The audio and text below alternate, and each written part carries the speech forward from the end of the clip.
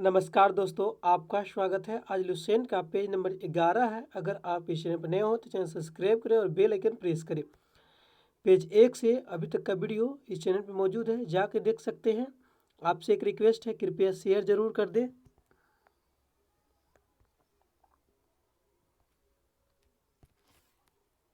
उपगुप्त नामक बौद्ध भिक्षु ने अशोक को बौद्ध धर्म की दीक्षा दी। अशोक को बौद्ध धर्म की दीक्षा किसने दी? उपगुप्त नामक बौद्ध भिक्षु ने। अशोक को बौद्ध धर्म की दीक्षा किसने दी? उपगुप्त नामक बौद्ध भिक्षु ने अशोक को बौद्ध धर्म की दीक्षा दी। आजीवक संप्रदाय का स्थापना मखली गोसाल ने की थी। नोट, आजीवक संप्रदाय का स्थापना किसने की? मखली गोसाल ने। अशोक एक उपासक के रूप में अपने राज्याभिषेक के 10वें वर्ष बोध गया की 12वें वर्ष निगाली सागर एवं 20वें वर्ष में लुम्बिनी की यात्रा की। अब यहाँ से क्वेश्चन बनता है, अशोक एक उपासक के रूप में अपने राज्याभिषेक के 10वें वर्ष कहाँ यात्रा किया? बोध वर्ष में। और 12वें वर्ष कहाँ पे यात्रा किया? निगाली सागर की। और 20वें वर्ष लुम्बिनी की यात्रा की। अशोक ने आजीवकों को रहने हेतु बराबर की पहाड़ियों में 4 गुफाओं का निर्माण करवाया, जिसका नाम कर्ज, चौपार, सुदामा तथा विश्व झोपड़ी था। अशोक के पौत्र दशरथ ने आजीवकों को नागा अर्जुन गुफा प्रदान की थी। मतलब अशोक के पुत्र ने दर्शन के आजीवकों को नागा अर्जुन गुफा प्रदान की थी। यहाँ से क्वेश्चन बनता है, अशोक ने आजीवकों को रहने के लिए बराबर की पहाड़ियों में 4 गुफाओं का निर्माण कराया। अब पूछा जाएगा कौन कौन है? कर्ज, चौपार, सुदामा, विश्व झोपड़ी।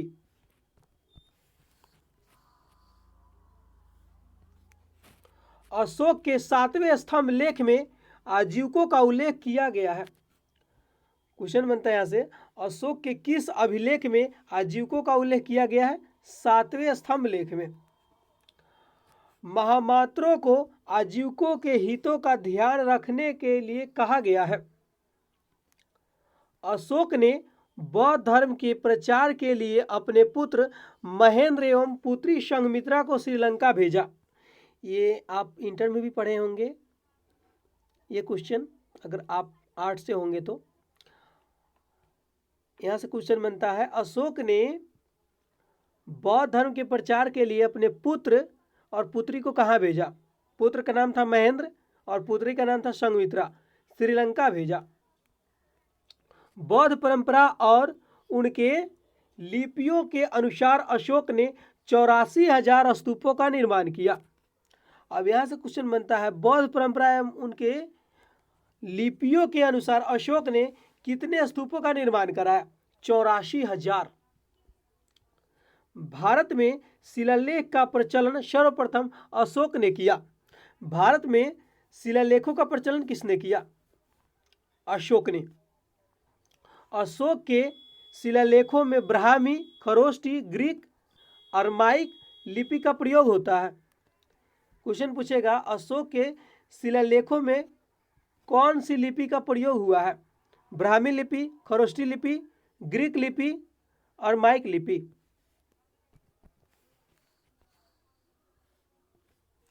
ग्रीक एवं अरमाइक लिपि का अभिलेख अफगानिस्तान से है। क्वेश्चन पूछा जाएगा, ग्रीक एवं अरमाइक लिपि का अभिलेख कहाँ से है? अफगानिस्तान से है। खरोष्टी लिपि का अभिलेख कहाँ से है? उत्तर पश्चिम पाकिस्तान से है। और क्वेश्चन पूछेगा, और शेष भारत में ब्राह्मी लिपि का अभिलेख मिले हैं।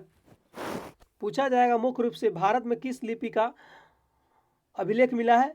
ब्राह्मी लिपि। नोट, खरोष्टी लिपि दाईं से बाईं ओर लिखी जाती है। यहाँ से क्वेश्चन बनता है, खरोष्टी लिपि किधर से किधर लिखी जाती है? दाईं से बाईं लिखी जाती है, जैसे उर्दू लिखते हैं उस तरह लिखी जाती है। अशोक के अभिलेखों को 3 भागों में बांटा जा सकता है, शिलालेख, स्तंभ लेख, गुहा लेख। अशोक के अभिलेखों में कितने भागों में बांटा गया है? 3 भागों में। एक में शिलालेख, स्तंभ लेख, गुहा लेख। अशोक के शिलालेख का खोज 1750 ईस्वी में पादरेटी फैतलर ने की थी। इसकी संख्या 14 है। अशोक के शिलालेखों की खोज कब हुआ? 1750 ईस्वी में। और किसने किया? पादेटी फैथलर ने की।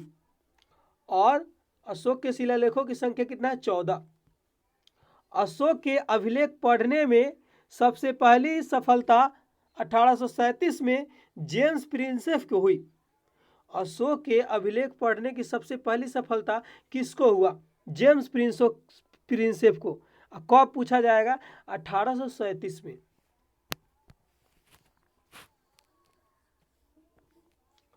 अशोक के प्रमुख शिलालेख एवं उनके वर्णित विषय है। क्या क्या है देख लीजिए। पहला शिलालेख में क्या है? इनमें पशु बलि की निंदा की गई है। अशोक के पहली अभिलेख में शिलालेख में जो है पशु बलि की निंदा की गई है। दूसरा शिलालेख में क्या है? इसमें अशोक ने मनुष्य एवं पशु दोनों की चिकित्सा व्यवस्था का उल्लेख किया है। दूसरा अभिलेख शिलालेख में क्या है? इसमें अशोक ने मनुष्य एवं पशु दोनों की चिकित्सा का व्यवस्था का उल्लेख किया है। तीसरा शिलालेख क्या है? इसमें राजकीय अधिकारियों को यह आदेश दिया गया है कि वे हर 5वें वर्ष के उपरांत दौरे पर जाए। इस शिलालेख में कुछ धार्मिक नियमों का भी उल्लेख किया गया है। चौथा शिलालेख में क्या है देख लीजिए।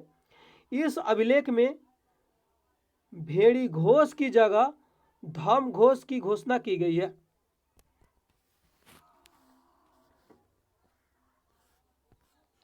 पांचवा शिलालेख में, इस शिलालेख में धर्म महामात्रों की नियुक्ति का विषय की जानकारी मिलती है। छठा शिलालेख में क्या है?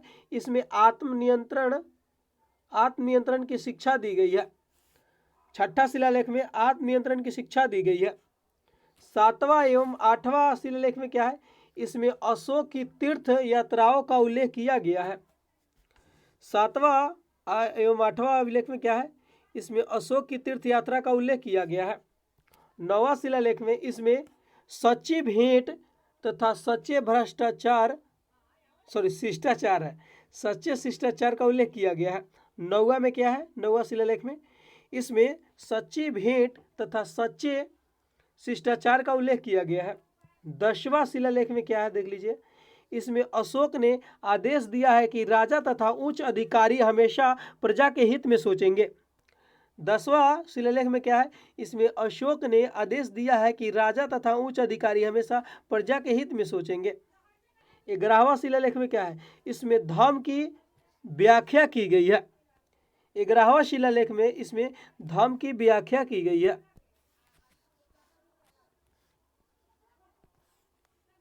12वां शिलालेख में इसमें स्त्री महामात्रों की नियुक्ति एवं सभी प्रकार के विचारों के समान बात कही गई है। 12वां शिलालेख में इसमें स्त्री महामात्रों की नियुक्ति एवं सभी प्रकार के विचारों का सम्मान की बात कही गई है। 13वां शिलालेख, इसमें कलिंग युद्ध का वर्णन एवं अशोक के हृदय परिवर्तन की बात कही गई है। इसी में 5 यवन राजाओं के नामों का उल्लेख है जहां उसने धर्म प्रचारक भेजे हैं। क्वेश्चन पूछा जाएगा 13वां शिलालेख में क्या है? इसमें यह इंपॉर्टेंट है क्वेश्चन, इससे क्वेश्चन आया हुआ था। यह कलिंग युद्ध का वर्णन किया गया है और अशोक के हृदय परिवर्तन की बात कही गई है। जब 13वां युद्ध कलिंग युद्ध हुआ तो अशोक का हृदय जो है परिवर्तन हो गया। इसी 5 यवन राजाओं के नामों का उल्लेख है जहां इसने धर्म प्रचारक भेजे। 14वां शिलालेख क्या है? अशोक ने जनता को धार्मिक जीवन बिताने के लिए प्रेरित किया है। 14वां शिलालेख में अशोक ने बताया है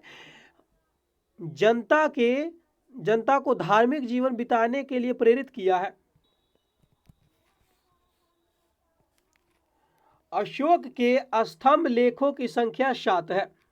अब यहां से क्वेश्चन बनता है, अशोक के स्तंभ लेखों की संख्या 7 है जो केवल ब्राह्मी लिपि में लिखी गई है। और अशोक के स्तंभ लेखों की संख्या 7 है, किस लिपि में लिखी गई है? ब्राह्मी लिपि में। 6 अलग अलग स्थानों से प्राप्त हुआ है। और यह स्तंभ जो है 6 अलग अलग स्थानों से प्राप्त हुआ है। देख लीजिए कौन कौन से हैं। प्रयाग स्तंभ लेख, यह पहले कौशाम्बी में स्थित था। इस स्तंभ लेख को अकबर ने इलाहाबाद के किले में स्थापित कराया। प्रयाग स्तंभ लेख जो है यह पहले कौशाम्बी में स्थित था। इस स्तंभ लेख को अकबर ने इलाहाबाद के किले में स्थापित कराया। दिल्ली टोपरा, यह स्तंभ लेख फिरोज शाह तुगलक के दरबार द्वारा टोपरा से दिल्ली लाया गया। क्वेश्चन पूछा जाएगा, दिल्ली टोपरा जो है स्तंभ लेख, यह स्तंभ लेख किसने टोपरा से दिल्ली लाया गया?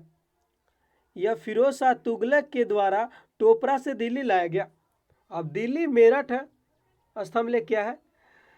पहले मेरठ में स्थित यह स्तंभ लेख फिरोज शाह द्वारा दिल्ली लाया गया। दिल्ली मेरठ, यह स्तंभ लेख जो है पहले मेरठ में स्थित यह स्तंभ लेख फिरोज शाह द्वारा दिल्ली लाया गया।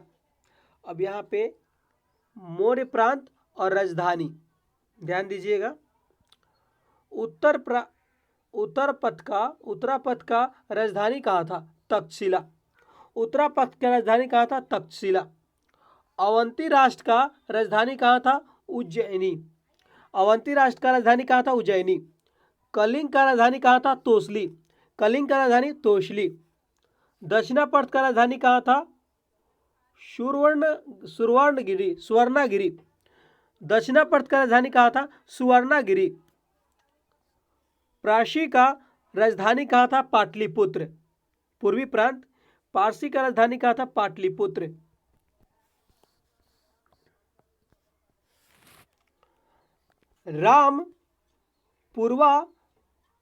रामपुरवा स्तंभ लेख है, यह स्तंभ लेख चंपारण बिहार में स्थापित है। देखिए दोस्तों, यहाँ से अपने चंपारण का क्वेश्चन आया एक बिहार से। यह रामपुरवा स्तंभ लेख जो है चंपारण बिहार में स्थित है। इसकी खोज 1872 में कार्लायल ने की। पूछा जाएगा क्वेश्चन, रामपुरवा स्तंभ लेख की खोज किसने की? कार्लायल ने की। और इसका खोज कब हुआ? 1872 में। और रामपुरवा कहाँ है? बिहार में स्थापित है, और वो भी चंपारण में।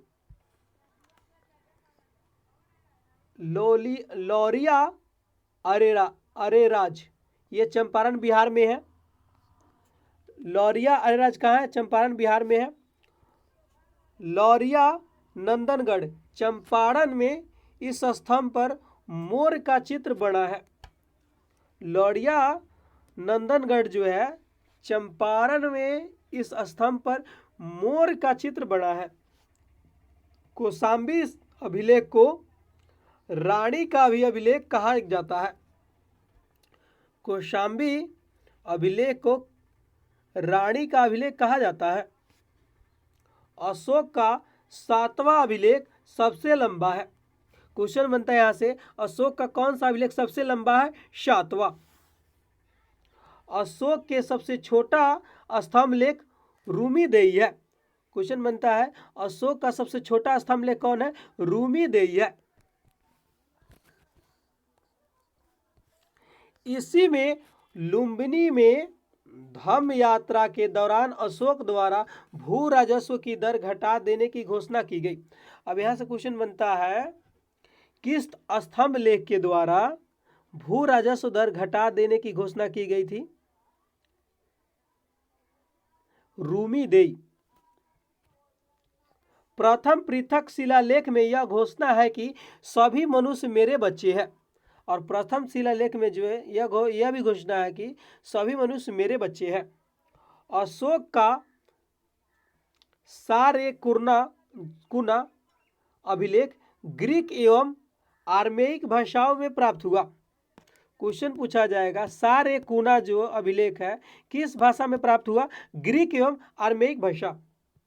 साम्राज्य में मुख्यमंत्री एवं पुरोहित की नियुक्ति के पूर्व इसके चरित्र को काफी जांचा परखा जाता है। इसे उपदा परीक्षण कहा जाता है। साम्राज्य में मुख्यमंत्री एवं पुरोहित की नियुक्ति के पूर्व उसके चरित्र को काफी जांचा परखा जाता था उस समय, जिसे उपधा परीक्षण भी कहा जाता था। सम्राट की सहायता के लिए मंत्री परिषद होती थी, जिसमें सदस्यों की संख्या 12, 16, 20 हुआ करती थी। क्वेश्चन बनता है यहाँ से, सम्राट की सहायता के लिए क्या होती थी? मंत्री परिषद, और जिसमें सदस्य कितने होते थे? 12, 16, 20 हुआ करती थी।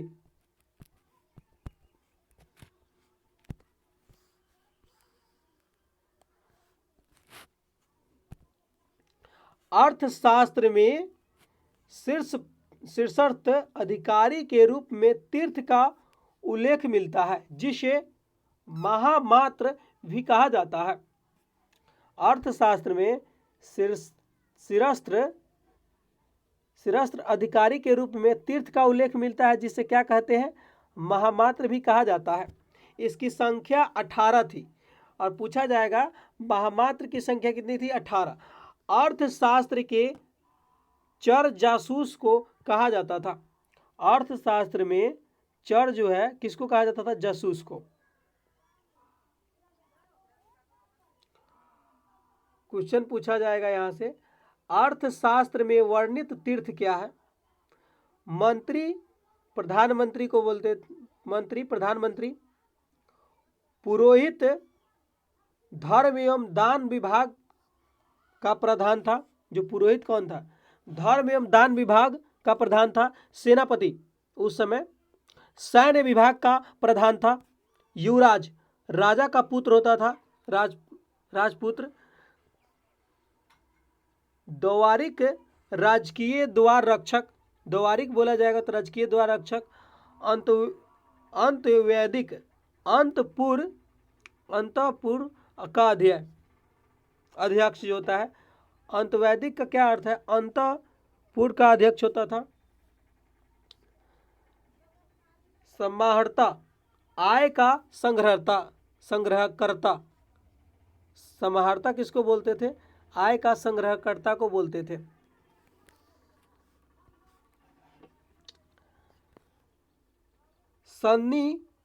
सन्निधाता राजकीय कोषाध्यक्ष, राजकीय कोषाध्यक्ष सन्निधाता को बोला जाता था। प्रसत्ता कारगर का अध्यक्ष, प्रदेष्ट्री कमिश्नर, पौर नगर का कोतवाल, व्यापारिक प्रमुख न्यायाधीश। नायक नगर रक्षा का अध्यक्ष,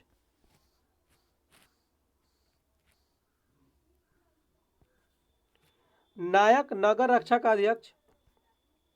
और यहाँ एक और क्वेश्चन छूट रहा है,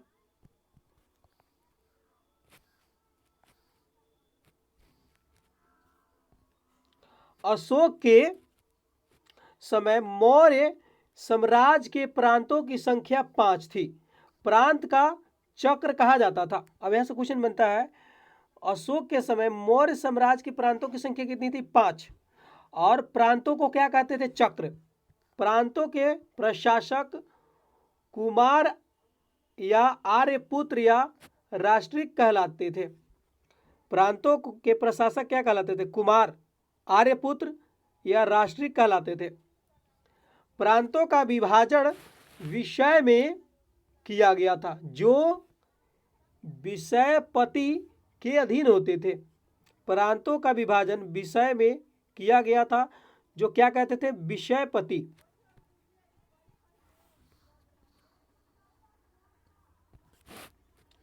प्रशासन के सबसे छोटी इकाई ग्राम थी। प्रशासन की सबसे छोटी इकाई क्या थी? ग्राम थी, जिसका मुखिया ग्रामी कहलाता था। अब प्रशासकों को सबसे छोटा गोप था, मतलब प्रशासकों में सबसे छोटा कौन था? गोप था। 10 ग्रामों का शासन संभालता था। अब यहाँ तक पढ़ चुके थे। नायक किसको कहते थे? नगर रक्षा का अध्यक्ष को, क्रांतिक उद्योग एवं कारखानों के अध्यक्ष को मंत्री परिषद अध्यक्ष कहते थे। दंडपाल सेना का सामान एकत्र करने वाला। दुर्गपाल दुर्ग रक्षक को। अंतपाल सीमावर्ती दुर्गों का रक्षक।